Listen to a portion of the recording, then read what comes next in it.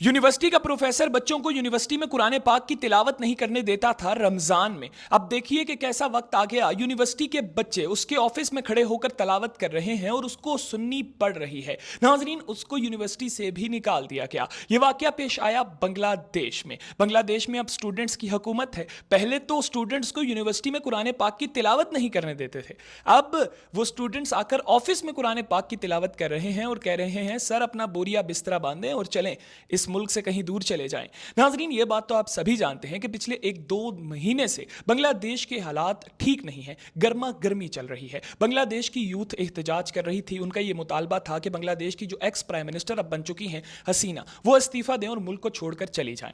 नाजरीन, लड़के एहतजाज करते रहे, उनका एहतजाज रंग ले आया। हसीना ने इस्तीफा दिया और वो बांग्लादेश छोड़कर इंडिया चली गई। नाजरीन, अब जब हसीना का दौर था ना, तो ढाका यूनिवर्सिटी में ये डॉक्टर बशीर प्रोफेसर थे। ना सिर्फ प्रोफेसर थे बल्कि डीन भी थे।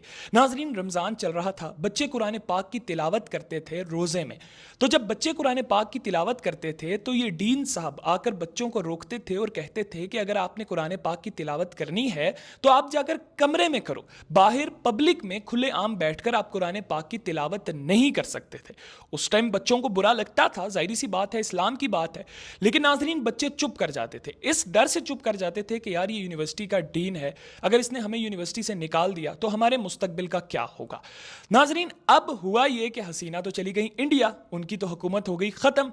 अब बच्चे हो गए कामयाब अपने एहतजाज में, स्टूडेंट्स जो बांग्लादेश के हैं। तो उन्होंने किया क्या, वो पहुंच गए ढाका यूनिवर्सिटी।